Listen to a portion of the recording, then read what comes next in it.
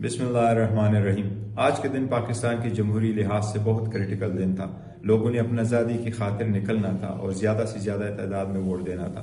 الحمدللہ آج کے دن پرامن رہا۔ زیادہ سے زیادہ لوگوں نے عمران خان صاحب کی آواز پہ لبیک کہتے ہوئے اپنا ووٹ کاسٹ کیا ہے۔ اس وقت کے ریکارڈ کے مطابق جو ہمارے پاس پولنگ ایجنٹوں نے بھیجا ہے یا ہمارے پاس فارم 45 آئے ہیں، ہم 150 پلس سیٹس پہ الحمدللہ میجارٹی میں آ رہے ہیں پورے پاکستان میں نیشنل کی سیٹ پہ۔